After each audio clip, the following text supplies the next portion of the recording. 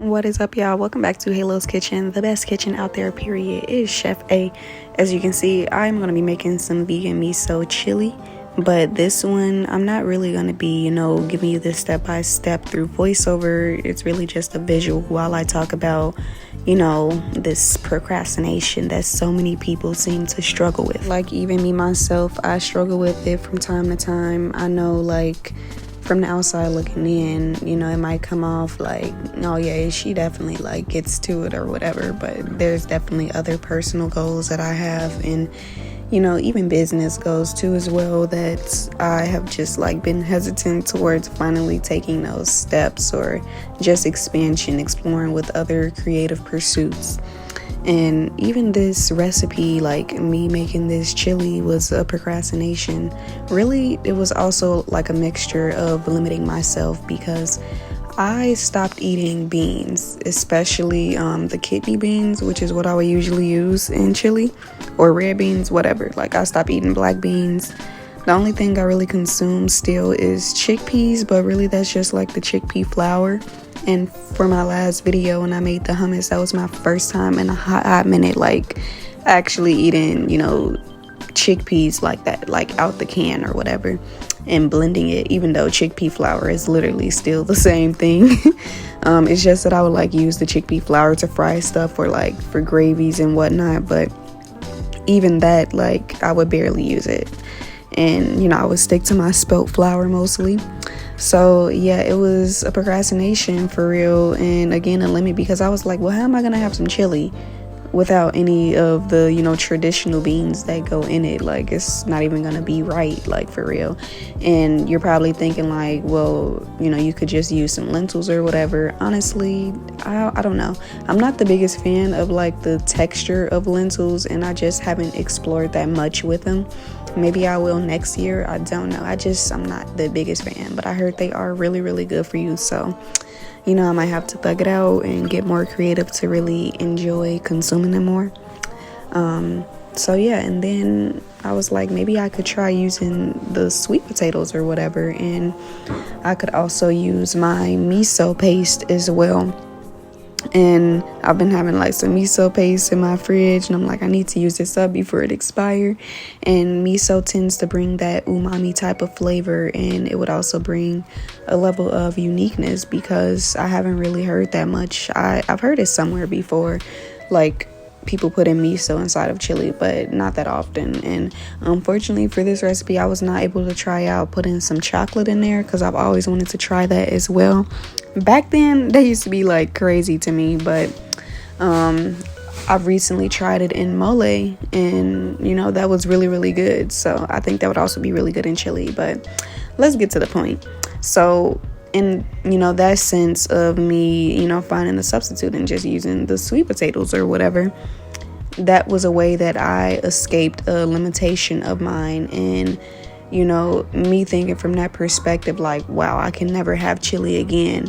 That's because I wasn't thinking of a way around that. Just like veganism in general, people tend to think that, man, that means I can never eat meat again. I can't eat anything with eggs or milk. I'll never be able to eat the same, or eat the same things that I grew up eating and really enjoying them.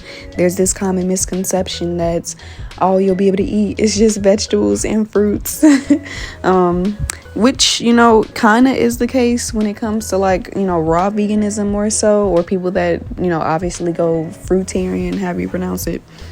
Even though raw vegan has some expansion, if you use the nuts or whatever, and the flax meal to make different things. But yeah, there's that big misconception. But literally, as you can see, me even making this right now, even if I was to still include beans, I would be able to use my walnut meat or whatever to replace the ground beef. And literally, there you go, a vegan version of one of your childhood meals. There's always a way excuse me, through everything. There is always room for you to become more innovative. And with veganism, plant-basedism, whatever you want to call it, just eating like this and living like this, it requires that. So I'm definitely grateful for my path, leading me down that direction to like, have this, skill set underneath my belt too as well, on top of everything else that, this has provided me with.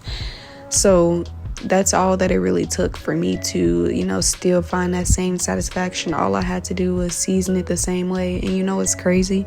Usually back then I would use like the pre-made pack from the store, which of course it probably has like, dangerous dyes, toxic dyes and chemicals or whatever, and has all the different preservatives.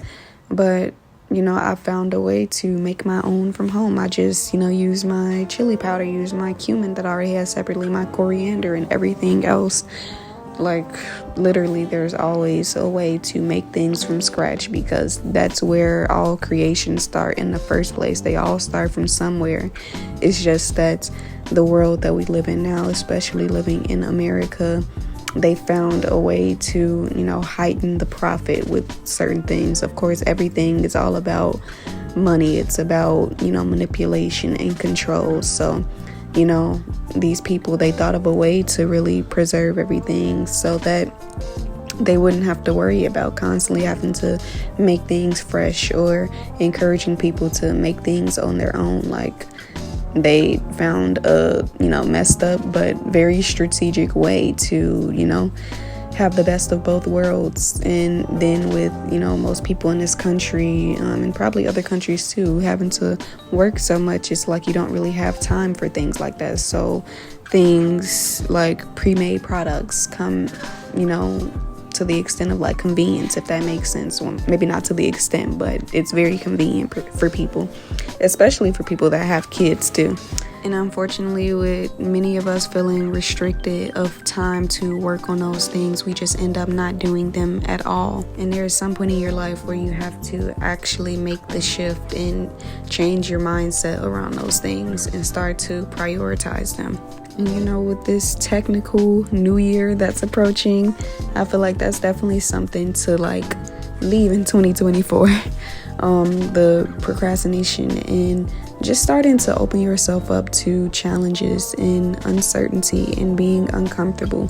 From my experience and just my whole perspective in general, I feel like procrastination literally stems from some sort of like emotional dysregulation in a way, and there's just usually something deeper for why people do it. For example, people delay starting something like content creation because they feel like, man, that's not really for me. Like, am I really capable of doing that and entertaining people? And of course, that stems from childhood and not being raised in an environment where, you were taught to actually believe in yourself. And if you are someone that tends to procrastinate or limit yourself in different ways, then it's time to look deeper within and ask yourself why. It's time to stop avoiding the work that you've been called to do for so long so that you can finally free yourself. But I hope you guys enjoyed this video. Let me know what you guys think of, how this chili is looking or whatever, and your perspective on procrastination and limiting beliefs. If you guys are interested in more recipes, I just recently dropped my ebook Catching Flights Not Feelings. You can look at my recent shorts feed and it'll show all the different vegan flights that I made. There is a first week sale that is still currently going on. The book is only $7.77. Yeah, we got the lucky numbers going on. But I hope you guys have a beautiful day today, whenever you're watching, and stay blessed out here, and like, comment, and subscribe for more content.